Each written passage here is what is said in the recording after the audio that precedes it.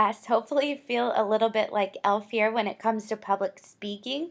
Hopefully it's some people's favorite, but for those of you who it's not your favorite, you're probably within the majority, but remember it's only a 4 to 6 minute speech. Everybody's in the same boat where this isn't their favorite probably, and it's going to be okay. But it all starts with a good topic. Now, most of the time when I ask students to choose a topic, they look a little bit like this, but I don't want you to look like that. So the first thing you're going to look at when you're choosing your topic is the assignment. So if you log into our course in Canvas, go to modules. I've opened up Unit 3 a little bit early, some of the information for you for your informative speech assignment, so you can work ahead as much as you want here. You'll see the informative speech assignment that we'll go into, and then all of this that's indented is supplementary information. So I have the sample informative speech packet that you're going to need, your the San Diego City College map if you're unfamiliar with campus, and then the informative speech topic video, which you can look at as well to help you choose your topic. If you go into the informative speech assignment, you'll see that the length here is only 4 to 6 minutes. So if you do a 5 minute speech, that would be perfect. Talking for 5 minutes, we've all done that before, so hopefully that kind of puts your mind at ease a little bit. Audio-visual aid requirements. So it's important to note here that you will not be using any computerized technology in the room for this speech. So the two visual or audio aids are anything that tangibly helps you describe your speech. But you don't need to worry about that so much right now. But do note that there are cited research sources for this speech. Two of them need to be scholarly, one can be popular. Your informative speech topic is due on Tuesday, so you need to be thinking about that. But you can also, if you have your informative speech topic, you know what you're going to be talking about, good. Go ahead and post it. Get ahead as much as you want on this. And then the first draft of your outline is coming due as well. On the day of your speech, you're going to give me a packet consisting of these items here. It's printed and stapled. And then you have your rubric here as well. So the first thing, like I said, you're going to look at is your assignment, which we've looked at and you know how to get to. Next, look at your audience. You want to make sure that this is the best topic for your audience as well. Is this going to be something that they're interested in? I've had a student before who was very interested and passionate about how NASA plans their budget. He was very passionate about it, but his audience, uh, like, we don't really think about that stuff on a daily basis. Maybe there's one or two of you out there, but for a majority of the class, I don't think we're thinking about that. So it's going to be a tough sell. So look and analyze your audience. Look at the demographic, the psychographics, and the context of the environment. Is this something they're interested in? And then look at the knowledge and interests of what you already know. This is going to be a short time to plan this speech. I will say that some students choose to use their previous work and their previous reports and assignments that they want to delve a little bit deeper into. For example, I did have a class that all did reports on fracking. And yeah, by the end, I was just so fracking sick of hearing about fracking, but they wanted to reuse their work, which is essentially fine as long as you reorganize it for an oral presentation. So we can get into that a little bit further, but do note that you need to start with your knowledge and interests. If you are not interested in this speech, nobody else is going to be. And then look at the speech context. We're going to be at City College, so this is going to be meant to be an academic speech. Some students want to do things like how to cook a filet mignon or how to make pumpkin muffins. Those are all really good speeches and can essentially fit this context, but you need to bring in scholarly work as we've seen. So if academics and scholars are really not looking at this in the field, it's going to be hard for you to find those scholarly resources, but you just need to be a little bit more tricky about that. So you look at the topics you know, look at the topics you love, and the topics your audience cares about, and choose one that's right here. That's the sweet spot. So think about the purpose. The purpose of a persuasive speech is to persuade. The purpose of an informative speech, to inform, and then special occasions to entertain or celebrate. You might think that this is common knowledge, but I guarantee you the most times I will go back to negotiate a topic for a student, I say this is persuasive. This is trying to convince your audience of something. So don't use words like better, why you should. Those are all meant in a persuasive speech to convince your audience of something. Your informative speech we see here, the main purpose is to teach or give audience information. So I put this video clip up for you under Unit 3, so you can look at that, and this is going to help you kind of brainstorm about your topic. The general purpose of an informative speech to inform. Think about your intended audience and then the subject of your speech. We saw when looking at the assignments, it's only a 4 to 6 minute speech.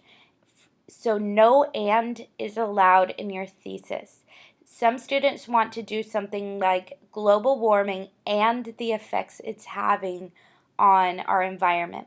The problem with that is in 4 to 6 minutes, you are not going to have the time to explain thoroughly global warming and effects that's having. So choose one or the other. Now, a thesis can mean different things in different fields. So actually the answer is both of these. A thesis can be one sentence that summarizes your entire speech or one sentence that lists all your main points. In English, it's more of the latter here. In oral communication, it's here. It's the former. So this is what you want your thesis to be. One sentence that summarizes your entire speech. So if you're still thinking, help me find a topic, I don't know where to go.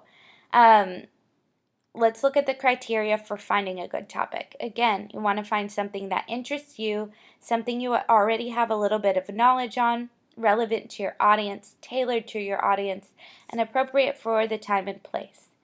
So you could do a place speech. For example, we're going to be at City College, so some of you go to that campus.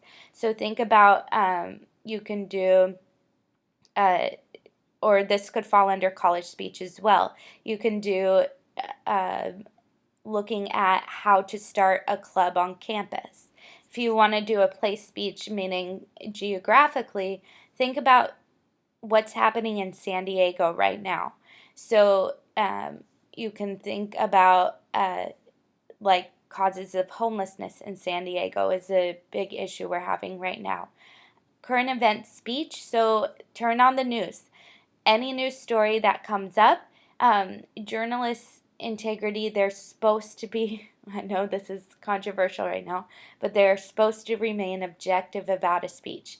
That is your intent for this informative speech, is just to remain objective.